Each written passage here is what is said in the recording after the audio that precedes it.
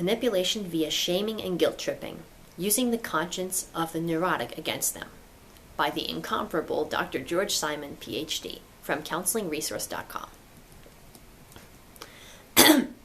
Neurotics try hard not only to project a positive image, but to also do the right thing.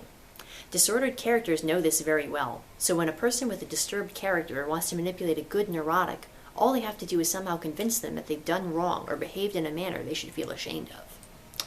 This article is the third in a series of posts on the habitual behaviors or tactics in persons with disturbed characters. Sorry, the words are a little cut off. These behaviors interfere with the process of developing a sense of accountability and responsibility.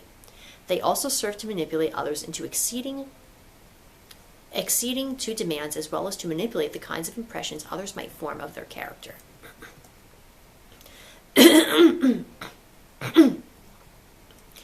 In prior posts, I've written about how problematic the issue of character disturbance has become, and how persons with disordered characters differ on many dimensions from those individuals best described as neurotic to some degree. See the article Disturbances of Character. One of the main differences between neurotic individuals and those with disturbed characters is their level of conscience development, especially their capacities to experience shame and guilt. See the article Shame, Guilt, and Character Development. I'll probably narrate that one next.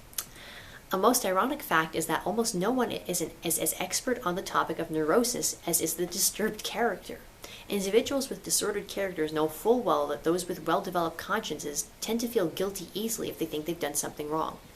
Such individuals also have a big sense of shame when they think they've behaved in a manner that reflects negatively on their character. Neurotics try hard not only to project a positive image, but also to do the right thing. Disordered characters know this very well, so when the person with a disturbed character wants to manipulate a good neurotic, all they have to do is somehow convince them that they've done something wrong or behaved in a manner they should feel ashamed of. Shaming and guilt tripping are without question the favorite tactics disturbed characters use to manipulate people with consciences that are more developed than theirs. In my language, I'd call that better, but George Simon is just more diplomatic about it. In my book, In Sheep's Clothing, available on Amazon.com, I give several examples of how shaming and guilt-tripping tactics were used by individuals with disturbed characters to manipulate and control persons with whom they had relationships. In one case, a child whose behavior was appropriately pointed out by her mother complained, "You never have anything good to say about me," thus inviting the mother to feel guilty for saying anything.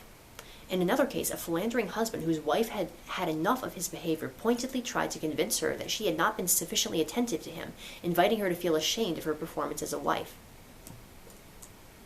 After a lifetime of work with disturbed characters and their partners, I could literally cite thousands of similar examples, but a most important point to remember is that neither the tactic of guilt-tripping nor the tactic of shaming would have a prayer of being effective as a manipulation tool if it weren't for the fact that neurotic individuals have such active consciences that prompt them to feel guilty or shameful when they think they've fallen short.